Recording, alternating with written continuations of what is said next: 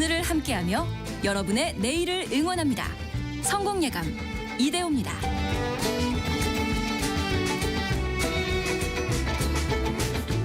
성공예감 이대호입니다. 2부 문을 열겠습니다. 3월 26일 수요일 오전 10시 5분 함께하고 계시고요. 그 경제상식 퀴즈 정답 많이들 맞춰주셨습니다. 5%입니다. 5%. 뭐가 5%냐? 예. 현행 임대차법상 집주인과 세입자가 재계약을 할 때 그 전세 가격을 최대 5%까지만 올릴 수 있죠. 전월세 가격을요. 요거를 이제 한 10%까지 더 올려야 되는 것 아니야? 아니면 상한을 이거 어떻게 해야 되느냐? 이제 막 토론이 시작된다라는 소식도 전달을 해드렸고요.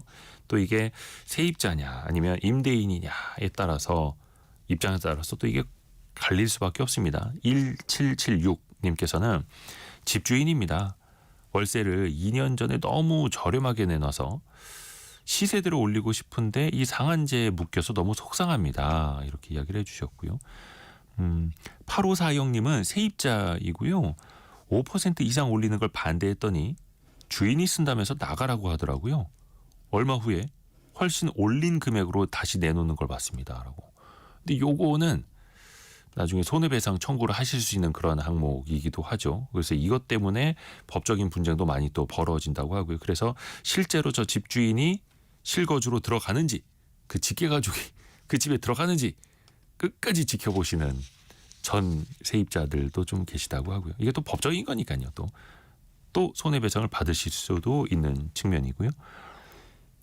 5226님, 좋은 케이스도 있습니다. 5226님. 오래전에 전세 계약할 때 집주인이 잘 살라면서 가루비누 선물을 주는데 감동이었어요. 별거 아니지만 기분 좋더라고요. 이렇게. 가루비누라고 표현하신 거 보니까 정말 오래전이네요. 세탁 세제. 요즘엔 이제 액체 세제라고 하는데 가루비누 오랜만에 들어봤습니다. 감사합니다. 3684님은 다른 방송 듣다가 과장님의 추천으로 듣게 됐는데요. 너무너무 유익해서 지금은 제가 9시 되기 5분 전부터 라디오를 틀어놓고 잘 듣고 있어요. 이렇게 보내주셨네요. 감사합니다. 훌륭하신 과장님과 훌륭하신 동료분 고맙습니다. 계속해서 여러분의 실시간 의견 보내주십시오. 짧은 문자 50원, 긴 문자 100원이 드는 샵 9730 문자 메시지 그리고 KBS 콩은 계속 열려 있습니다. 증시 상황 한번 볼게요. 코스피 코스닥 좀 엇갈리고 있는데요. 개장 초에 비해서는 좀 상승폭을 많이 내줬네요. 코스피는 0.2% 오른 2620, 코스닥은 좀 하락으로 돌아서서 0.3% 빠진 709 가리키고 있고요. 원달러 환율은 1,466원대, 1,466원대 가리키고 있습니다. 시가총액 상위 종목들은 삼성전자와 하이닉스가 1.4%, 1.9% 가까이 오른 6만 650원, 21만 2천원 가리키고 있고요. LG 에너지 솔루션이 1.6% 오른 상황, 현대차는 계속해서 강세 이어가면서 1.8% 더 올라서 22만 4천원대, 기아도 1%대 올라가고 있고요. 한화 에어로스페이스는 2.6% 빠지는 상황.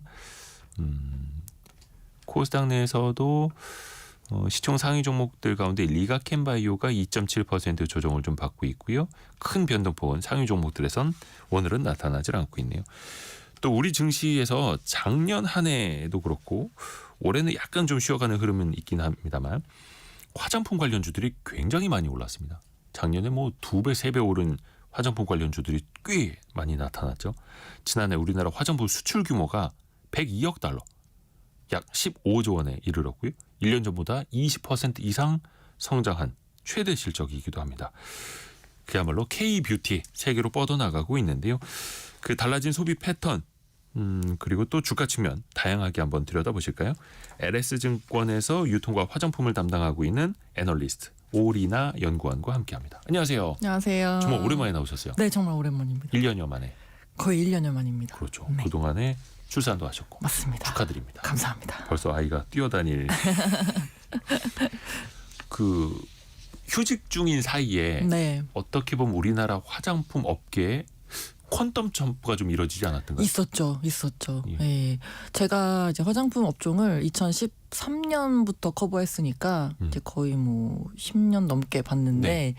근데 2014년부터 해서 중국 모멘텀이 음. 한창 있었었고, 그게 사드 배치했던 꺾이고 나서 쉬어가다가 예. 제가 휴직하는 동안 굉장히 좋았죠. 완전히 시장이 바뀌어 버렸습니다. 이번엔 미국 쪽에서. 맞습니다. 예. 그래서 과거에 이제 미국에서 저희가, 그러니까 미국이 화장품 시장 중에서 수입에 의존하는 비중이 한 30% 되거든요. 네. 근데 그 중에 이제 수입하는 국가별로 저희가 순위를 매겨 보면은 네. 통상적으로 프랑스가 1등. 왜냐면은 이제 럭셔리니까. 네. 그리고 2등은 캐나다, 가까우니까. 네. 였는데 2016년부터 해서 우리나라가 5위 정도까지 올라왔었고요. 올라갔다. 그리고 2019년 이후에 이제 트럼프 1기 이후에 중국이 약간 관세 때문에 좀 빠지면서. 불이익을 받으면서 2020년 이후에는 3위 정도까지 올라왔던 게 제가 출산휴가 가기 전까지의 일이었었는데, 예, 예. 이제 제가 돌아오고 나니까 우리나라가 1등으로 올라섰다. 금액으로 1등이요? 네. 미국에서 수입한 거 기준으로. 그렇죠. 와. 그러니까는 이게 사실 되게 의미가 있는 게, 뭐 말씀드린 럭셔리나 뭐 근방의 국가 이런 거를 제외하고 극동에 이제 위치한 아시아에서 온다라는 거는 좀 의미가 있는 부분이다, 이렇게 대단합니다. 보고 있습니다. 그래서 2010년대 초중반까지는 이제 중국 쪽에서 많이 팔리니까 네, 한류라고 맞습니다. 했고, 지금은 이제 미국 쪽에서 많이 팔리니까 K뷰티라고. 근데 일단 예전의 상식으로는 동양인하고 뭔가 피부 톤도 다르고 뭐 피부의 뭐 질감도 다르고 해서 네. 서양인들한테 잘 안 맞다, 막 이런 얘기 있었잖아요. 그죠. 근데 이게 미국에서 K뷰티가 통하는 이유는 어떻게 봐야 돼요? 일단은 우리나라 뭐 양궁 말씀드리고 싶은데, 양궁이요? 네, 양궁 국가대표 하는 게 올림픽 금메달 따는 것보다 어렵다는 어렵다고. 얘기 있잖아요. 근데 네. 마찬가지로 화장품 시장도 우리나라가 굉장히 치열한 시장입니다. 그래서 1인당 화장품 소비 금액으로 봤을 때는 미국이 가장 높지만, 네. 근데 1인당 GDP 대비 화장품 소비 금액으로 봤을 때는 우리나라가 제일 높거든요. 뭐 미국이나 일본이나 중국 대비해서. 그러니까 그만큼 화장품에 대해서 접근성이 너무 좋고요. 예를 들어 뭐 올리브영이나 다이소 같은 그런 점포들이 채널에서도. 전국에 1,500개 이상씩 다 있는 상황이고, 뭐가 가격도 1,500개가 있어요? 그러니까 올리브영도 1,500개 이상, 뭐 다이소도 매장 수가, 매장 수가. 굉장히 이제 접근성이 좋고, 거기다가 가격도 저렴하다 보니까 요새는 뭐 3,000원짜리 립스틱 이런 것들 구매하실 수가 있다 보니까 네. 굉장히 소비가 활발하게 일어나고 있는 시장이어서 여기서 살아남은 브랜드들은 사실 해외 어디에 갖다 놔도 잘 팔릴 수밖에 없는 그런 모습들을 가지고 있다, 저희가 이렇게 평가를 하고 있고요. 이야. 워낙에 치열하다 보니까 이제 그런 곳에서 히트 상품을 내기 위해서 여러 가지로 노력했던 부분들이 경쟁력으로 나타나지 않았나, 이렇게 평가하고 있습니다. 그러니까 뒷부분에도 이야기를 하겠습니다만 네. 다 잘 되는 건 아니고, 네. 치열한 내수 시장에서 1등 먹었으면 이건 그죠. 미국 가서 무조건 된다. 그죠, 이렇게 그죠. 되는 거네요. 네네네. 그 미국 시장에서 통하는 것들 하나둘씩 나타나는 게 역시 SNS입니다. 그죠. 요즘에 작년에도 그랬고, 특히 이제 주식 투자하시면서 화장품주 투자하시는 아저씨들이 틱톡 많이 보시더라고요. 자기는 그 만들어서 올릴 줄 모르는데 틱톡 이런 거 봐야 K뷰티에서 어떤 게 유행하는지, 네네네. 또 K푸드도 그렇고 네, 그거 알 수 네. 있다고. 그죠. 실제로 좀 유용합니까? 실제로 유용합니다. 왜냐면 그 뷰티 관련 정보를 얻는 SNS를 봤을 때, 채널을 봤을 때, 한국은 이제 가장 많은 비중이 유튜브랑 인스타그램이거든요. 네. 근데 미국은 이제 인스타그램이랑 틱톡에서 가장 많이 정보를 습득하고 있고, 이게 우리나라 대비해서는 굉장히 높은 비중입니다. 그래서 아시겠지만 미국 인구의 절반 정도가 이제 틱톡을 사용하고 있고, 그 중에 절반 정도가 18살에서 이제 30살 중반 정도까지의 약간 소비를 주도하는 세대들이다 보니까 굉장히 중요한 채널로 자리를 잡았고, 근데 재밌는 거는 이 틱톡이라는 게 사실 쇼폼이다 보니까 굉장히 짧은 시간 안에 조회수를 이끌어내야 되는 그런 콘텐츠가 나와야 되거든요. 네. 근데 그런 거로서의 재료로 활용되기에 가장 좋은 요소들을 가지고 있는 게 K뷰티 제품이라고 저희는 보고 있고, 실제로 이제 바이럴이 잘 됐던 그 콘텐츠들을 보시면은 뭐 예를 들어서 마스크팩을 붙였는데 내용물이 다 흡수가 돼서 껍데기만 남았다, 이런 비포 애프터를 보여주는 콘텐츠라든지, 네. 아니면은 뭔가 제형이, 그러니까 저희 뭐 질감이나 이런 게 특이해서 이렇게 발랐을 때 막 쭉쭉 늘어나고 막 찹쌀떡처럼 늘어나고 뭐 이런 것들을 메인 화면에 깔아놓으면은 이게 뭐지라고 해서 클릭을 할 수밖에 없게 만드는 그런 요소들을, 사실 우리나라 시장이 너무 치열했기 때문에 어떻게라든 차별화를 하기 위해서 이제 EDM 업체들이 노력했던 부분들이 이제 그런 곳에서 활용이 되고 있다 이렇게 보실 수 있겠습니다. 그런 인플루언서들의 모습들을 보면 또 유행이 뭔지를 알 수 있게 네. 되는 거고. 그러니까 2010년대 중반이었나요? 그 중국에서 우리나라 마스크팩 엄청 사갈 때 네. 중국인들이 좋아하는 그 뭡니까 판다를 마스크팩에다 그려놓고 막 맞아요. 동물 모양 마스크팩 네, 엄청 네, 팔렸었고 네. 그런 것처럼 이제 또 미국인들이 재미있어하고 신기해하는 것들. 그래서 어떤 특정 뭐 구독자 몇백만 명 있는 인플루언서가 뭐 어디에다 하나 올렸다라고 네. 하면 판매량 치솟고 그 업체 주가도 막 치솟고. 맞습니다. 또 그런 그 일도 제품 있었더라고요. 만들어주는 회사들도 네 같이 좋고. 근데 이제 앞으로 또 우리가 생각을 해야 될 게 네. 관세 장벽 아닙니까? 네네. 그러니까 트럼프 대통령이 지금 어느 산업 불문하고 다 올리겠다 막 이러고 있는데 네. 뷰티 화장품 같은 경우에는 관세 영향이 어떤가요? 기존엔 처음에는 이제 아무래도 우려가 좀 있었었고요. 왜냐하면 보편 관세 10%를 이제 부과할 수도 있다라는 내용들이 있었으니까. 네. 근데 저희가 자세히 뜯어보시면 딱히 화장품에는 크게 영향을 줄 것 같지는 않다 이렇게 분석을 하고 있는데요. 지금 미국에서 그 K뷰티 가격대 가장 선호되는 가격대가 10불에서 20불 사이거든요. 그러니까 이게 판매가 기준이기 때문에 저희가 실제로 수출할 때 넘어가는 도매가 기준으로 보시면은 네. 그거의 절반 정도로 보시면 됩니다. 그러니까 5에서 10불 정도 되는 이제 원가에다가 관세 10%를 부과하는 거다 보니까 저희 기준으로 봤을 때는 이제 10%면은 뭐 한 700원에서 1,300원 정도의 관세가 추가로 이제 브랜드 단에서는 원가로 반영이 되게 되는 거죠. 그래서 사실 뭐 브랜드가 이거를 100% 감당할 수도 있고 아니면은 가격에 전가를 시킬 수도 있고 있는데 만약에 전가를 시켰다, 100% 전가를 시켰다 하더라도 사실 가격이 700원에서 1,300원 올라가는 거는 막 구매를 꺼려하고 판매가 막 갑자기 급감할 정도의 그런 영향을 끼치지 않을 거라 보기 때문에 일단은 저희도 주시하고는 있습니다만은 어쨌든 관세가 크게 문제가 될 것 같지는 않다. 근데 저희 시장에서 지금 우려하고 있는 거는 미국 소비가 너무 안 좋아서요. 약간 이제 미국 네. 소비 지표들이 조금 둔화되는 흐름이 그죠. 나타나서 그래서 뭐 지금 뭐 저기 간밤에 나온 저희 컨퍼런스 보드 소비자 신뢰지수 같은 경우도 크게 하락을 했고 컨센도 하회했고 하다 보니까 그런 부분들이 더 오히려 시장에서는 어려운 부분이다 이렇게 해석을 하고 있고 더불어서 그 미국의 화장품 브랜드 업체들이라든지 아니면은 뭐 유통회사 그리고 소비자 업체들의 이번 실적들을 보시면 다들 실적은 괜찮았는데 가이던스 앞으로의 전망을 좀 낮추면서 약간 주가가 같이 빠졌었거든요. 그래서 미국 소비 전체 둔화되는 데 있어서 화장품도 비껴 나갈 수는 없는 부분이기 때문에 오히려 그런 부분을 좀 체크할 필요가 있다 이렇게 그렇죠. 보고 있습니다. 그래서 항상 이제 저도 당부 말씀드리는 네. 게 이런 콘텐츠를 들으실 때 시장의 트렌드를 읽는 어떤 소비자 측면에서 그리고 또 하나는 주식 투자자 측면에서 좀 분리해서 들으셔야 한다는 거. 왜냐하면 주식 투자는 한 6개월, 1년 뒤에 또 맞습니다. 미래를 또 이제 앞서 가셔야 하는 분들이기 때문에 일단은 현재 이야기 중심으로 더 해볼게요. 근데 말씀하신 것처럼 관세 영향은 별로 없다. 왜냐하면 우리가 미국에 파는 화장품이 뭐 10만 원, 20만 원짜리가 아니라 네. 만 원, 2만 원짜리인데 네. 그래서 금액적으로도 큰 무리는 아니라는 거고요. 네네. 중국 얘기를 하고 조금 더 이어가 볼게요. 네. 그러니까 사실 중국이 과거에는 우리에게 가장 큰 화장품 시장이었는데 이제 거의 뭐라 해야 됩니까? 그 보따리상들이 네. 이제 쓸어가듯이 사가지 그쵸. 않았었습니까? 정말 옛날 얘기가 됐고 네. 회복할 수 없는 시장입니까?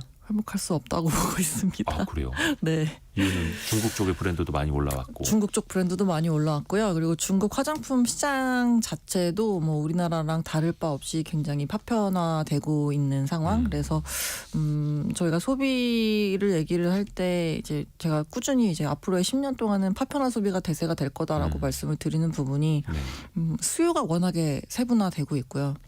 왜냐하면 저희 때는 뭐 텔레비전 똑같은 채널 라디오 똑같은 채널 듣고 보고 자랐기 때문에 굉장히 대중적인 것들이 많았었고 대중문화 다들 좋아하는 것들이 똑같았다 보니까 그냥 대중적으로 잘 팔리는 거를 많이 생산해서 많은 채널에 깔면 무조건 팔리는 시대가 과거였습니다. 근데 요즘에는 제가 요새 점심 먹으면서 이제 여쭤보거든요. 요새 유튜브 뭐 보세요? 넷플릭스 뭐 보세요? 뭐 이제 여쭤보면 다들 서로 얘기하는데 뭐 보는지 몰라요. 다 달라요. 왜냐면 너무 다양하고 콘텐츠가 범람하고 있다 보니까. 그렇죠. 그래서 수요가 굉장히 세분화되고 있다 보니까 그거에 다 맞추기가 지금 브랜드 입장에서는 굉장히 어려운 상황이고 그리고 브랜드들도 과거에는 뭐 공장이 있어야 되고 광고를 할 만한 자본력이 있어야 되고 오프라인 매장에 들어갈 만한 그런 비용을 감당할 수 있어야 되는 그런 대기업들만 할 수 있었다면은 지금은 그게 아니라 인플루언서 분들도 뭐 아이디어만 있으면은 언제든지 브랜드를 만들 수 있는 시대가 왔다 보니까 브랜드가 너무 많아요. 그래서 수요도 세분화 공급도 세분화, 이게 서로 만나서 판매와 구매로 이어지기가 과거 대비 쉽지가 않은 상황이 됐다. 그러니까 이게 비단 화장품뿐만 아니라 저희 둘러보시면 모든 소비재들이 다 지금 그런 상황이거든요. 음식료도 그렇고 뭐 의류도 그렇고. 그래서 여기에 이제 계속 발을 맞추어 가는 것들이 좀 향후에 이제 유통업체도 그렇고 소비자업체도 그렇고 좀 해결해야 될 과제다 이렇게 판단을 하고 있고요. 근데 이게 중국도 마찬가지라는 거고 그렇기 때문에 과거에 뭐 저희 잘 팔렸던 아모레퍼시픽 설화수나 뭐 LG생활건강의 후 같은 대형 히트 제품들이 나오기에는 시장 환경이 너무 많이 바뀌었다 이렇게 평가하고 있습니다. 그러니까 말씀하신 것처럼 사실은 인플루언서 누구나 자기 화장품을 기획해서 네. 제조 위탁 맡기고 만들어 네. 팔 수 있는 시대인데 네네. 중국에는 훨씬 더 많은 왕홍들이 있고 그죠. 네네네. 경쟁은 더 치열하고 네. 그래서 일각에서는 좀 한한령 이 해제가 되면 좀 낫지 않을까라고 기대는 합니다만 아 그렇죠. 그 기대도 효과가 크지는 않을 뭐 거라고 일시적으로는 있을 것이라고 보지만 어쨌든 보따리상 분들이 면세점 업체에는 수익성에 도움이 안 되는 분들이긴 하기 때문에 뭐 아시겠지만 몇몇 업체들은 이제 안 하겠다고 했고요. 네. 그런 부분들도 있고 더불어서 뭐 중국 소비자들도 지금 외국인들 결제 금액이 좀 많이 늘어난 지역들을 보시면 과거에 명동이나 뭐 이런 데였다면은 요새는 뭐 신당동, 뭐 성수동, 당연하고 뭐 이런 식으로 자유여행 위주로 많이 아하. 바뀌었다 보니까 네 그런 부분들이 그렇죠. 네 달라졌다. 그 미국, 중국 이어서 또 K뷰티가 다음번으로 이제 보고 있는 곳이 네. 인도. 네, 역시 네, 여기도 이제 네. 인구가 제일 많으니까 네, 14억이 네, 훨씬 네, 넘고. 어떻습니까? 근데 아직 인도는 좀 소비력이 많이 못 올라왔다라는 측면도 있고 네, 네, 네. 시장 자체는 어떻게 볼 수 있어요? 정확하게 보신 부분인데요. 그러니까 다들 중국이 한창 좋았을 때는 이제 중국 다음에 뭐가 있을까였고 지금 미국이 이제 한 2년 정도 좋았다가 그 다음에 뭐냐인데 그래서 다들 말씀하시는 게 뭐 아세안 지역, 인도 지역, 뭐 중동 지역 이렇게 말씀을 하고 계세요. 네. 근데 말씀 주신 대로 아세안이나 뭐 인도 시장 아직까지 소비 여력이 그렇게 크지는 않은 그러니까 아무래도 소득 수준이 좀 낮다 보니까 저희가 뭐 실적으로 꽂히는 숫자로 봤을 때는 뭐 중국이나 미국 대비해서는 조금 모자란 상황이다 저희는 이렇게 판단하고 있고 그래서 결국 중요한 건 사실 미국이랑 중국이긴 해서 오히려 올해 같은 경우는 중국이 좀 내수 부양에 대한 의지가 강한 상황이다 보니까 조금만 돌아선다면 지표가 조금만 좋아진다면 이제 중국의 그러니까 노출도가 큰 그런 업체들 같은 경우는 주가가 좀 크게 상승할 수도 있다 이렇게 보는 시각들이 지배적입니다. 아직까지 인도보다는. 네. 그 트렌드를 또 한번 배워볼게요. 네. 아 이거 몇 년 전인지 모르겠는데 예전에 먹지 말고 피부에 양보하세요. 네. 이런 광고 카피 있었지 않습니까? 너무 옛날 건가? 벌써 10여 년. 또 20년 제 가까이 대학생 됐나? 때니까 2004년, 3년 뭐 거의 이때인 것 20년 같아요. 가까이 된 거네요. 근데 요즘에는 오히려 바르지 말고 즐겨라. 장난감 같은 재미있는 화장품이 네. 훨씬 더 뜬다면서요. 그렇죠, 그렇죠. 일단은 소비 주기가 굉장히 단축이 됐고 유행도 너무너무 빨라지고 있다라는 게 네. 저희가 이제 봐야 될 부분이다. 유튜브가 딱 한 번 이제 하루에 올라오는 콘텐츠 양에 대해서 언급을 한 적이 있었어요. 2017년도에. 예. 2017년도니까 그것도 꽤 지났으니까 아마 지금은 더 늘어났을 훨씬 더 건데요. 예. 그 하루에 올라오는 동영상 양을 평균 동영상 길이인 11분 정도 나눠서 보시면 한 360만 개 정도가 올라오는데 그걸 저희가 다 보려면 82년이 걸리거든요. 하루에 올라오는 거를. 360만 개가 전 세계적으로 아니면 한국만요? 전 세계적으로 그렇습니다. 그러니까 2017년 기준으로. 네네. 그러니까 굉장히 뭐 더 늘어났겠죠. 그렇다 보니까 그만큼 콘텐츠가 범람하고 있어서 따라잡아야 될 유행이 굉장히 너무 많아진 거죠. 그래서 실제로 뭐 에스티로더나 유니레버나 뭐 로레알처럼 글로벌 업체들이 K뷰티 업체들의 이제 투자도 많이 하고 인수도 좀 많이 했었거든요. 근데 그런 회사들의 매출액이 사실 2년 정도만 지속이 되고 그 뒤로는 좀 꺾이는 모습들이 나왔습니다. 유행이 빨라서. 네, 그만큼 유행이 빠르게 변화하고 있다라는 거고 특히나 화장품은 너무 저렴해졌어요. 그래서 뭐 뒤에도 말씀드리겠지만 뭐 새우깡 같은 경우에 30년 전에 이제 300원이었단 말이죠. 근데 네. 지금은 1,500원으로 5배 정도 올랐는데 립스틱을 보시면 예전에 30년 전에 12,000원 정도였었거든요. 네. 근데 지금 다이소에 가시면 3,000원을 살 수 있습니다. 그래서 오히려 30년 전보다 가격이 빠진 제품이 화장품이에요. 그러니까 그만큼 더 잦게 구매를 할 수가 있는 품목이 된 거고, 그래서 예전처럼 이게 외모를 가꾸고 뭐 예쁘게 보이기 위해서 뭐 그리고 필요에 의해서 소비를 하는 것도 있겠지만, 이제는 그냥 SNS 콘텐츠의 재료가 되고 그냥 재미있게 즐기기 위한 그런 소비로, 장난감처럼 소비하는 그런 모습으로 진화를 했다라고 보는 게 이제 화장품. 그러니까 소비 뭔가 강아지 재질도 그렇고 네. 디자인도 그렇고 뭐 질감도 그렇고 형태도 그렇고, 어디는 화장품 안에다가 따끔따끔한 약간 아, 네. 바늘처럼 그래서 피부를 찔러서 뭔가 네, 좋은 화장품을 피부에 이제 침투시킬 네, 수 네, 있다라는 네, 네. 컨셉으로 대박이 났고, 그러니까 용기 하나도 더 재미있게 만들려고 하고, 사람들이 그쵸. 더 이거 재밌네 신기하네 해서 SNS에 올리도록, 그렇죠. 그래야 또 유행을 탈 수 그죠. 있으니까. 시장이 너무 치열하니까요. 그래서 브랜드 개수도 23년도 기준으로 봤을 때 브랜드를 운영하는 이제 업체 수 기준으로 한 3만 1,000개 정도 되는데요. 근데 이게 업체 저희가 수가 3만 1천 개. 네, 그러니까 사실 브랜드를 뭐 두세 개 한다고 하면 더 많은 거죠.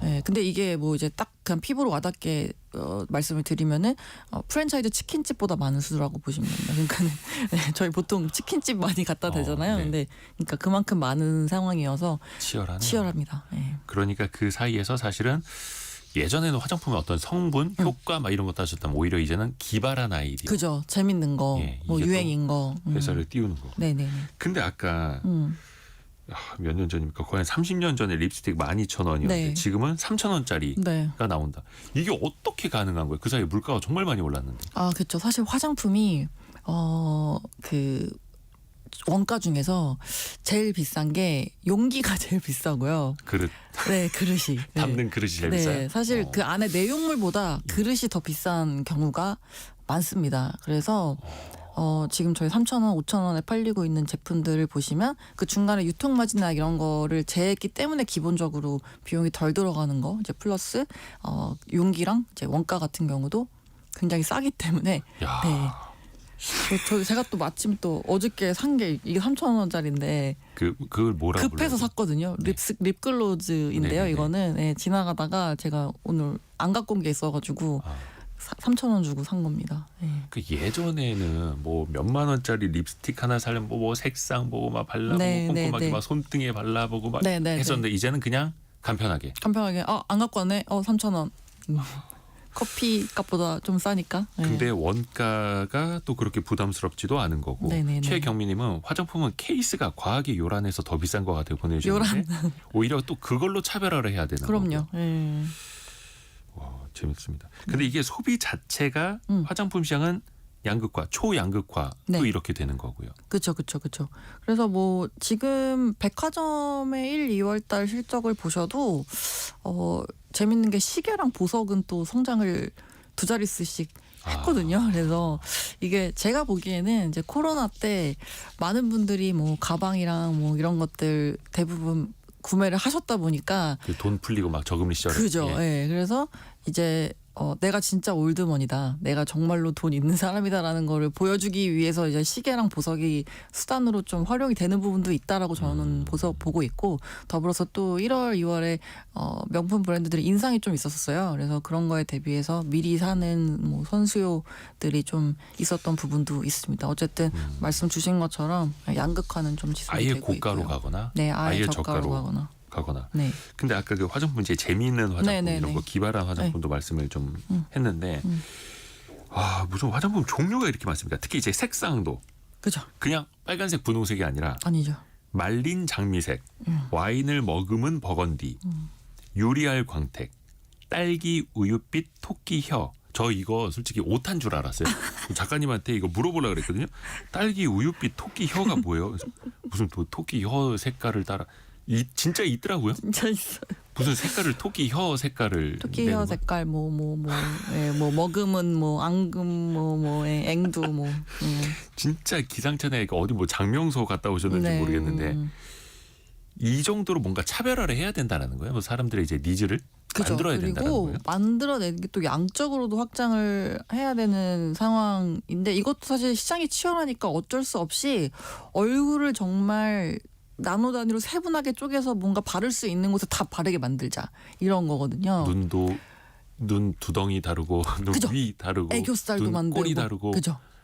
그런 거라서 예전에는 저희가 화장하면은 뭐 눈썹 그리고 마스카라 칠하고 뭐 네. 볼터치하고 입술 바르고 땡이었다면 그것도 많은데. 네. 아무튼 네. 요즘에는 요런데 헤어라인에도 섀도우를 발라서 예. 이렇게 얼굴을 더 작아 보이게 하는 그런 것들도 있고 속눈썹도 펌을 하거든요. 속눈썹도 이렇게 파마하듯이. 파마를 집에서도 할 수 있고 샵에 가실 수도 있고 그리고 속눈썹에도 영양제를 바를 수가 있고요. 그러니까 그런 제품들이 실제로 나오고 있습니다. 그 짧은 털에 영양제를 바릅니까? 예. 무슨 머리 예, 장발도 그렇죠. 아니고. 그리고 이제 뭐 입술에도 마스크팩 발라서 뭐 좀 촉촉하게 밤에 이제 바르는 뭐 그런 것들도 나왔고 그런 식으로 기상천외하게 얼굴이라는 캔버스는 한정되어 있지만 어쨌든 뭔가 사용하게 만들려면은 계속 새로운 것들을 개발을 해서 내놔야 되는 상황인 거죠. 근데 말씀 주신 것처럼 색깔도 뭐 딸기 혀, 뭐 토끼 혀, 뭐 이런 거 플러스 제형도 뭐 끈적끈적한 거. 언젠 또 매트한 게 유행했다가, 예, 어쩔 때는 또 뭐 광택이 있는 게 유행했다가 뭐 이런 거기다가 뭐 어쩔 때는 액체로 된 게 유행했다, 어쩔 때는 뭐 젤로 된 게 유행했다가 이런 식으로 계속 파생되다 보니까 개수가 진짜로 많아졌고요. 그래서 실제로 한국 소비자들은 다른 국가들 대비해서 사용하는 개수가 많습니다. 그래서 스킨케어 같은 경우는 6개 정도 평균적으로 쓰시는데 일본이 3개 정도 쓰거든요. 아 지금 이제 소비자가 네. 기본 그러니까 왜 기초 화장품이라고 하잖아요. 그쵸, 스킨케어는. 그쵸. 그거를 6개. 네네네. 평균적으로. 아 얼굴에 6개를 바르는 거예요? 네네네. 그 남자들은 그냥 어떻게 하나로 다 이렇게 할 수 없나 이런 생각하고 있는데. 그죠. 근데 또 업체들도 그렇고 이걸 더 세분화하는 거네요. 그쵸, 맞습니다. 그래야 팔리니까 그쵸, 또 시장이 그쵸. 더 만들어지니까. 그죠. 그래서 색조 같은 경우도 거의 5.7개 정도 쓰고 있어서 사실 색조는 서양권이 더 우세일 수밖에 없잖아요. 전통적으로. 왜냐면은 뭐 저희는 다 피부가 노랗고 눈도 다 까맣고 머리도 까마니까 사실 바를 수 있는 색깔이 한정되어 있고 이제 서구 서양. 거는 그렇지 않으니까 훨씬 더 발달이 되어 있는데도 저희가 더 많습니다. 예. 와 이제는 그만큼 사실은 이게 산업의 경쟁력이 올라갔다라는 거. 그렇게 그만큼 볼 수 또 있죠. 연구개발 R&D를 치열하게 했다라는 네. 건데요. 와 김재은님 모든 산업이 치열하네요. 종류도 브랜드도 너무 많고 다양하더라고요. 이렇게 보내주셨는데 네. 그러다 보니까 앞에서 화장품 그러니까 뭐 OEM이 됐든 ODM이 됐든 자기 브랜드를 만들 수 있는 회사가 3만 1,000개에 그쵸, 이른다고 그쵸. 말씀을 하셨는데 그만큼 치열한 거고 또 투자자 입장에서 투자의 관점으로 봤을 때는 잘 되는 기업은 그 중에서도 소수잖아요. 그렇죠. 네. 그리고 어떻게 또 가려봐야 됩니까? 네. 저희 그래서 앞서 말씀드린 것처럼 이 브랜드로 보고 들어가기에는 유행이 너무 빨리 바뀌어서 브랜드보다는 오히려 화장품 생산의 밸류체인 상에 있는 뭐 용기 제조업체라든지 아니면은 생산 ODM 업체들이라든지 이런 부분들 위주로 저희가 보시라고 말씀을 드리고 있고요. 제가 화장품 처음 커버했을 때 ODM 그 전 세계 탑 3가 코스맥스, 한국콜마 그리고 이탈리아의 인터코스라고 네. 이 회사가 이제 에스티로더나 샤넬이나 로레알 같이 좀 글로벌 럭셔리 브랜드들, 명품 브랜드들의 제품을 생산해주는 업체 이렇게 3개가 탑 3였는데요. 네. 10년 넘게 지난 지금도 탑 3가 동일합니다. 예, 그래서 사실 그 동안에 뭐 중국 업체들이 따라잡네 마네 뭐 이런 얘기들이 있었는데 아직까지 따라잡지 못했고 그리고 실제로 10년 동안의 업력이 더 쌓인 상황이다 보니까 오히려 이제 이런 브랜드들 같은 경우는 ODM들에 대한 의존도가 높아질 수밖에 없는 상황이다 이렇게 보고 있습니다. 세계 탑 3가 네, 예나 지금이나 똑같다. 똑같다. 그러니까 어떻게 보면 글로벌 명품 브랜드도 네. 아니면은 저가 브랜드를 기획한 중소기업도 동일하게 찾아오는 회사들. 그렇죠. 네. 아주 명품은 굉장히 중요한 그 브랜드들 같은 경우는 자체 생산을 하기도 해요 업체들이. 근데 이제 그 브랜드 내에서 뭐 예를 들어 립밤이나 핸드크림처럼 약간은 별로 좀 약간 좀 크게 신경 안 써도 되는 그런 제품들은 ODM, OEM을 주기도 합니다. 네. 그렇죠. 그 기업 이야기 조금 더 들어가 볼게요. 네. 어떻게 보면 이제 우리가 살 수 있는 유통 채널 이야기를 해보면 예전에는 로드샵이라고 했나요? 네. 미샤, 롭스, 랄라블라 네, 이런 네, 매장 네, 네, 많았잖아요. 네, 네. 근데 요즘에는 또 화장품도 앞에서 말씀하신 것처럼 사람들이 거의 올리브영 아니면 또 이제는 다이소로 가고 있고 많이 변했죠.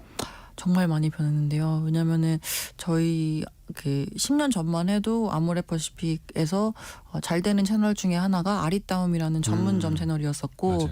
그게 말씀 주신 것처럼 아모레 브랜드들 위주로 판매하는 거의 뭐 80% 정도가 다 아모레 제품으로 이제 꾸며진 그리고 그 외에는 점주님들이 운영하시는 그런 브랜드들이었었는데 네. 그래서 그런 것 때문에 올리브영이 사실 어쩔 수 없이 아모레 빈자리를 채워 넣기 위해서 여러 브랜드들을 입점을 시켰던 게 지금은 도움이 되고 있는 상황이 됐습니다. 왜냐면은 뭐 유행이 너무 빨리 바뀌기 때문에 사실 계속 아모레 제품들이 진열되어 있는 그런 채널에 가는 것보다 새로운 것들이 계속 올라오는 그런 채널이 훨씬 더 재밌고 더 Z세대들한테는 더 어필이 되는 상황인 거죠. 그래서 거기다가 이제 올리브영은 그동안에 꾸준히 잘하고 있었었는데 롭스나 뭐 랄라블라 같은 업체들, 그러니까 그 사업 부문이 사실 아시겠지만 롯데 쇼핑 그리고 그러니까 롯데 마트 안에 있었고 그리고 GS 리테일 안에 있었었거든요. 근데 이게 그동안에 굉장히 실적에는 도움이 안 되는 부분이었었기 때문에 다들 사업을 좀 정리를 하는 모습으로 갔었다 보니까 지금의 이 과실을 어떻게 보면은 누릴 수 있는 업체가 올리브영이 독식하게 된 구조로 보시면 될 것 같고, 근데 다이소가 지금 워낙에 기본적으로 잘 되고 있는데 또 최근에 뷰티 부문을 좀 강화를 하면서 오프라인에서는 다이소와 올리브영이 거의 지금 다 양강체제가 된 상황이다 이렇게 보고 있습니다. 그러게요. 미샤, 롭스, 랄라블라 이런 데 진짜 오랜만에 들어갔습니다. 네. 더 페이스샵, 이니스프리, 아리따움 거의 뭐 잊혀져 가지는 않는데 근데 경쟁력은 떨어지고 있는 재미가 거고. 없죠. 예. 그러니까 어떻게 보면 이제 소비자 입장에서도 보면은 뭐 아모레 퍼시픽 그룹 훌륭한 건 알겠는데 굳이 그 회사들 제품만 모아놓은 곳에 가야 돼? 뭐 다른 곳은 더 빨리 더 많은 유행을 우리가 경험할 수 있는데 또 이렇게 생각하는 거고. 그리고 또 그런 브랜드 그런 그 점포를 운영하는 데 있어서 제품 종류가 그래도 한 700개 정도는 있어야지 그 매장에 구색이 나오거든요. 예. 그러니까 브랜드들 입장에서도 그걸 채우기 위해서 되게 부담스러울 수밖에 없는 구조인 거죠. 그래서 어떻게 보면 오히려 더 편집샵 같은 데들이 더 뜰 수도 있는 맞습니다. 거고 그 중에서도 가성비와 재미를 갖춘 곳들이 또 뜨는 거고요. 그 다이소가 지금 얼마 전에는 건강기능식품도 판매를 시작했는데 또 앞서서 화장품도 시작을 했고 아까 많은 분들이 뭐 이렇게 가족분들이 다이소 가서 화장품 고른다는 분들도 글 많이 올려주셨는데 우선은 다이소는 훨씬 더 싸게 파는 거잖아요. 그렇죠. 어떻게 더 가능한 겁니까? 여기는 그러면은 제조사도 있고 OEM사도 있고 또 유통사도 마진을 가져가야 하는데 다른 데보다 더 차별화해서 다이소는 더 싸게 팔아야 하는데. 그렇죠. 일단 중간 마진이 없기 때문에 직접 바로 그냥 그 생산에서 중간 유통 단계를 빼고 이제 팔리게 되다 보니까 거기서 비용 절감하는 부분이 있고, 그리고 용기 같은 경우도 뜨려면 사실 굉장히 차별화된 패키지를 써야겠지만 공용기라고 그냥 그 표준화된 그런 케이스들이 있거든요. 그러니까 따로 개발을 하지 않고 그냥 평범한 케이스에다가 위에 뭐 글씨만 바꿔서 이제 프린트만 바꾸서 그냥 내놓는 거죠. 그러니까 정형화되어 있는 그런 용기를 사용한다면 용기 값을 또 줄일 수가 있기 때문에 그렇게 되고, 또 소용량으로 하고, 그리고 똑같은 제품이어도 이제 올리브영 가시면은 굉장히 고급스럽고 좋은 뭐 유리 패키지라면 다이소에서는 이렇게 찢어서 쓰는 그런 파우치 형태 뭐 이런 식으로 내놓게 되면은 원가를 맞출 수가 있는 거죠. 그래서 지난해 같은 경우에 거의 매출을 4조 원 넘게 했을 것으로 추정이 되고 있고요. 그러니까 1,000원, 2,000원, 3,000원, 5,000원짜리 팔아서 4조 매출했다는 거는 굉장히 의미가 있다. 박리담의 뭐 그런 정석을 보여주는 거죠. 거기다가 소비 여력도 지금 워낙에 안 좋으니까요. 곽정은님이 딱 알고 계셨네요. 다이소 화장품은 용기가 가벼워요. 그리고 용량도 작아서 근데 더 좋으시다고. 근데 소비자의 어떤 니즈를 또 잘 간파한 거네요. 어떻게 보면. 맞습니다. 근데 또 반대로 뒤집어서 보면은 이번에 건기식 때도 그런 논란이 있었습니다만 아니 그러면 그동안 그렇게 싸게 팔 수 있었던 걸 브랜드들이 비싸게 팔았던 거 아니냐? 또 이렇게 보시는 분들도 볼 있거든요. 수도 있죠. 이거는 어떤 겁니까? 절반은 맞고 절반은 틀린 겁니까? 어떻습니까? 뭐 일단은 어떤 물건을 샀을 때 그거에 대한 기능만 보고 사는 거는 저희가 또 아니니까요. 그리고 사실 중간 유통 마진이라는 게 없어야 되는 건 아니고 필요한 부분이기는 한 거니까요. 그래서 뭐 이게 사실 저는 봤을 때 시커머스 업체들 맥락이랑 좀 비슷한 것 같긴 해요. 중국 기업들. 네, 왜냐하면은 우리나라 이커머스 플랫폼에서 사실 판매자분들이 물건을 떼와서 이제 마진을 붙여서 판매하던 것들이 중국 업체들이 직접 들어오면서 그 마진이 그동안에 부당하게 취하고 있었다. 이렇게 해석을 하시는 관점들이 좀 생기다 보니까 화장품도 비슷한 그런 맥락 아닐까 이렇게 보고 있습니다. 중간 마진을 빼버리고 가격을 낮춰서 사람들의 선택을 더 받는 전략. 네. 근데 거기에 이제 또 경쟁자들이 생기고 있습니다. 네. 편의점들도 이제 화장품 판다고. 네. 얼마 전에 편의점도 이제 건강기능식품 판다고 했는데 맞아요. 약간 편의점들이 지금 다이소랑 올리브영이 잘 나가? 그럼 그것도 우리도 해볼게. 이렇게 뛰어드는 거잖아요. 네. 어떨까요? 이쪽 경쟁은? 일단 편의점도 올해 성장이 좀 그러니까 과거 대비해서는 좀 둔화가 될 것으로 보고 있습니다. 왜냐하면 지난 한 2, 3년간 매 업체별로 700개, 800개씩 점포를 순증하던 거를 이제 올해 같은 경우는 500개, 600개로 좀 낮춰 잡은 상황이거든요. 그래서 실제로 출점이 굉장히 많이 됐어요, 이미. 그래서 양적으로 성장하기는 좀 제한적인 상황이고 그렇죠. 그렇다면은 이제 점포 수가 아니라 점포당 매출액으로 봤을 때 올라갈 수 있는 부분들이 필요할 텐데 이제 그런 데서는 아직도 담배 매출이 여전히 절반 정도거든요. 편의점은? 네, 그러니까 객단가를 높이려면 결국에 좀 고관여 상품들 위주로 가야 된다. 뭐 화장품이나 건기식이나 이런 쪽으로 가야 되는 상황이다 보니까 여러 가지로 차별화도 두고 또 매출액도 늘리고 이런 부분들로 이제 좀 강화를 하고 있습니다만 사실 가격으로 봤을 때는 또 다이소를 따라올 자가 없고 재미로 봤을 때는 또 올리브영을 따라잡을 자가 없기 때문에 일단은 편의점 자체로는 뭐 실적에 도움은 되겠으나 근데 이게 그 양강 체제를 뒤집을 만한 그런 경쟁 구도를 가지는 않을 것 같다. 저희는 이렇게 전망하고 있습니다. 그러니까 편의점 입장에서 항상 고민인 게 네, 고객이 들어와서 바로 카운터 앞에서 뭐 하나 집어들고 계산을 바로 나가는 것보다는 그렇죠. 들어와서 둘러보고 고르고 그렇죠. 많이 살 수 있는 거를 좀 해야 되는데 근데 또 이 다이소와 올리브영의 또 아성이 또 그렇게 호락호락하지는 않을 거고 온라인에서도 경쟁 엄청 치열하잖아요. 네, 네.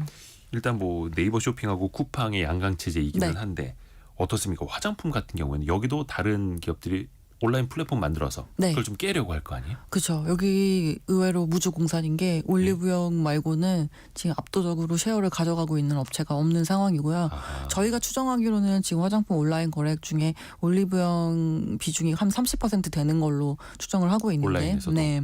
근데 뭐 이커머스 전체로 봤을 때 네이버랑 이제 쿠팡이 아시겠지만 합쳐서 50% 정도 되다 보니까 단일 업체가 30%면은 굉장히 잘하고 있고 높은 수준으로 보시면 될 것 같아요. 그래서 이 시장을 갖다가 노리고 다른 업체들 들어오기 시작했고 아시겠지만 무신사 뷰티 그리고 쿠팡도 최근에 화장품 PB 상품을 론칭을 했고요. 예. 그리고 알럭스라고 해가지고 로켓 럭셔리 이제 줄임말인데 이쪽도 이제 럭셔리 화장품을 입점을 시키기 시작했고 이런 식으로 공을 들이고 있습니다. 이유는 각 품목별로 전체 소비 금액 중에서 온라인 매출 비중을 봤을 때 꾸쭉 상승을 하는 구간이잖아요. 추세적으로. 왜냐하면 다들 온라인 많이 쓰시니까.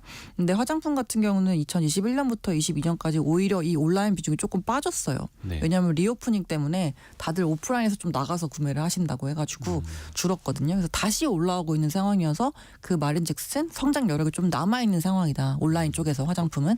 그렇다 보니까 근데 그걸 시장을 보니까 잘하고 있는 업체가 올리브영밖에 없다? 그럼 우리도 한번 해보자. 라고 해서 지금 다른 이커머스 업체도 들어오고 있다. 이렇게 보시면 될 이건 것 이제 같아요. 온라인 채널 플랫폼 입장에서. 네. 근데 이제 소비자들의 행태가 예전에는 브랜드도 따지고 이거 신뢰할 수 있는가도 보고 했는데 이제는 거기에서 오는 건 좀 약한. 왜 예를 들어서 PB 상품으로 먹거리는 꽤 괜찮지만 네. PB 상품 화장품을 내가 바른다라는 거에 대한 인식은 어떨까요? 근데 실제로 올리브영도 PB 상품을 MB처럼 그러니까 일반 브랜드처럼 잘 브랜딩을 해서 매대에 깔아놓고 있어서 그러니까 PB라고 이제 안 써있고 아예 뭐 웨이크 메이크 뭐 이런 식으로 아예 이제 브랜딩을 새로 한 거죠. 네. 브랜딩을 잘 해서 그쵸. 뭔가 고품격 그렇죠, 예쁜 모델 쓰고 네. 고급화해놓고 근데 싸게 팔고. 그렇죠. 그리고 좋은 우리 거니까 좋은 매대 깔고 뭐 이런 것도 가능할 거고요. 네.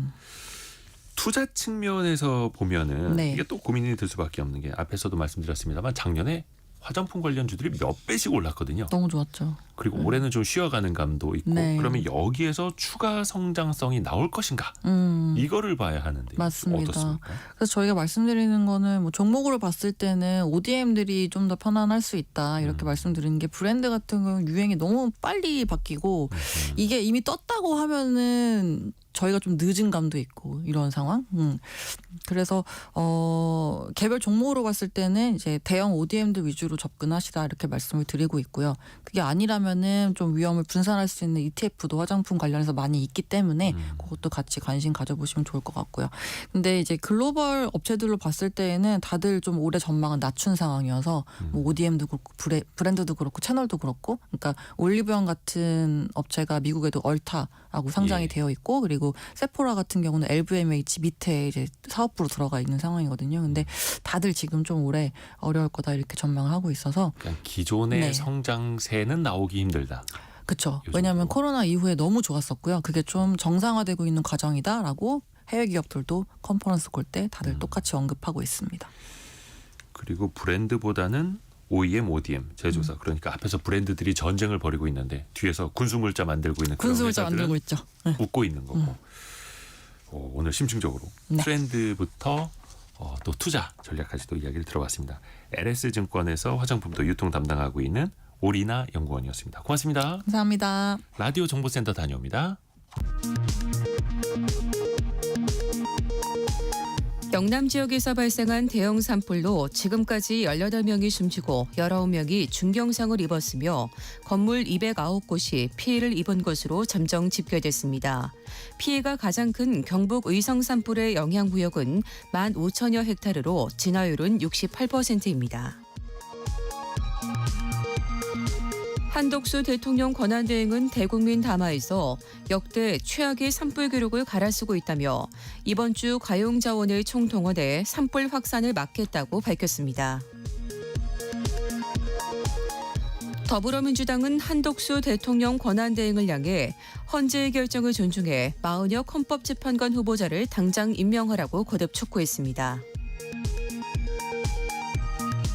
윤석열 대통령 파면을 촉구하며 트랙터 상경 시위에 나선 전국 농민회 총연맹이 서울 남태령 인근에서 경찰과 밤샘 대치했다가 오늘 오전 집회를 해산했습니다.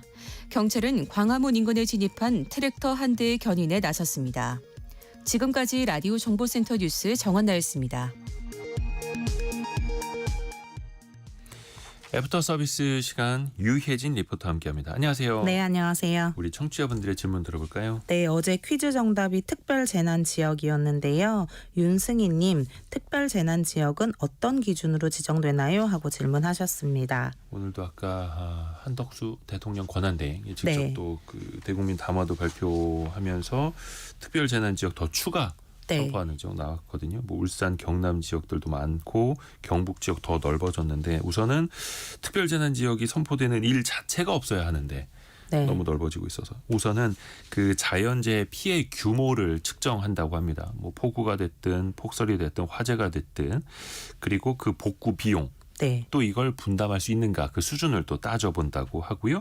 또 국민 생활과 경제적인 영향도 종합적으로 보게 됩니다. 해서 지방자치단체가 그 피해 규모를 파악해서 중앙정부에 보고를 하면 네. 중앙재난안전대책본부에서 그 피해 복구 비용이랑 네. 영향평가를 하게 되고요. 이후에 대통령의 승인을 거쳐서 특별 재난지역으로 선포를 하게 됩니다. 이번에는 이제 대통령 권한대행이 네. 선포를 하게 된 거고요. 이런 절차를 거친다고 하네요. 다음 질문은요. 네, 권혁중님, 중도상환 수수료는 신규 대출에만 해당이 되나요? 하셨는데요. 네. 중도상환 수수료는 대출자가 약정한 기간보다 빨리 대출금을 상환할 때 금융기관이 부과하는 것으로 반드시 신규 대출에만 해당되는 것은 아닙니다. 네. 보통 대환 대출을 신청할 때 앞선 대출에 대해서 중도상환 수수료를 내게 되는데요. 수수료는 대출 종류에 따라 다른데 보통 1.0에서 1.5% 정도고 가장 많이 받는 주택담보대출의 경우 최근에는 0.6% 전후로 줄었습니다. 그리고 보통 대출을 받은 지 3년 정도가 지나면 수수료가 면제된다고 합니다. 그렇죠. 해서 3년이 지나면 중도상환 수수료가 면제되니까 그 네. 시점에 만약에 내가 대출 받았을 때보다 금리가 떨어졌다. 네. 라고 하면 대환 대출이라고 하죠. 갈아타는 거. 네. 이것도 아주 좋은 방법입니다. 다음 질문은요. 네, 8656님, 퍼센트와 퍼센트 포인트의 차이는 뭘까요? 하셨습니다. 요거 많이들 헷갈리십니다. 저도 한 20년 전에 아나운서 생활 처음 할 때 네. 요거 헷갈렸었거든요. 일단 퍼센트는 우리가 퍼센테이지, 백분율이라고 하죠. 전체 수량을 100으로 나눠서 따져보는 네. 걸 말하는데요. 퍼센트 포인트는 그 백분율 사이의 차이라고 네. 보시면 됩니다. 그러니까 뭐 실업률, 이자율 우리가 뉴스에서 볼 때 네. 그 직전의 백분율과 이번에 발표된 백분율 사이의 그 차이가 얼마냐 네. 이거를 퍼센트 포인트라고 표기하는데 신문에서는 가끔 퍼센트 P 이렇게 붙여서 쓸 때도 그쵸. 있습니다. 그게 포인트인데요. 예를 들어서 실업률이 3%에서 6%로 올라갔다라고 하면은 요거를 3% 포인트 올랐습니다라고 네. 표현을 하는 거고요. 만약에 이거를 비율로 따지면 3에서 6으로 올랐으니까 100% 상승했습니다. 이렇게 표현을 하는 거죠. 그래서 퍼센테이지와 퍼센트 포인트 요것만 아셔도 신문 보실 때 훨씬 더 네. 편하실 겁니다. 다음 질문은요. 네, 3447님 국채 투자도 원금 보장이 되나요? 라는 문의 주셨습니다. 아유 나라가 망하겠어요. 국제 투자하세요. 믿으세요라고 하실 수도 있겠습니다만 네. 원금 보장은 되지 않습니다. 원금 보장이 되는 거는 투자에서는 어울리는 말은 아니고요. 일단 국채는 그 나라에 내가 돈을 빌려주는 것 아니겠습니까? 네. 그런데 그 나라가 제때 돈을 못 갚을 수도 있는 거예요. 네. 과거에 뭐 아르헨티나, 러시아, 에콰도르, 스리랑카, 레바논 이렇게 디폴트를 선언하는 나라 많았거든요. 네. 우리 돈 없으니까 좀 나중에 갚을게. 혹은 안 갚으면 안 돼. 요걸 이제 모라토리엄 선언했다라고도 이야기를 하는데 네. 해서 국채조차도 원금 보장이 되는 건 아니다. 네. 심지어 우리나라도 1997년에 나라가 망할 뻔하지 않았습니까? 그렇죠. 해서 그때 이런 위험들이 또 발생할 수 있다라는 겁니다. 한 가지 더 짧게 들어볼까요? 네, 아이디 발장님 3년 된 신축 아파트인데 하자 보수 신청하고 2년이 지나니까 건설사에서는 기간이 끝났다고 모른 척하더라고요 하셨는데요. 일단 제가 알아봤는데 하자 담보 책임 기간이요. 세대에 대한 책임 기간은 5년 이내인데요. 이게 5년 이내이기 때문에 공사 종류에 따라 달라질 수 있습니다. 그리고 공동주택 구조체의 일부 또는 전부가 붕괴된 경우에는 책임 기간이 10년이라고 합니다. 하자별로 정해진 기간이 다른 거니까 네. 관리사무소나 해당 건설사에 다시 문의해 보시면 좋을 것 같습니다. 그러니까 이게 어떤 소모품 성격이냐 아니면 구조에 네. 중대한 영향을 주는 것이냐에 따라서 보수해줘야 하는 기간이 다 다르다라는 거. 유혜진 리포터였습니다. 고맙습니다. 감사합니다. 성공예감 이대호입니다. 1부, 2부 모두 마치고요. 내일 아침 9시 5분에 다시 뵙겠습니다. 오늘도 또 그 건조경보, 산불경보 많이들 올라오고 있는데요. 부디 주변에 불 피해 없으시도록 또 불을 내는 일도 없으시도록 주의하시길 바라겠습니다. 성공예감은 오늘도 여러분을 응원합니다.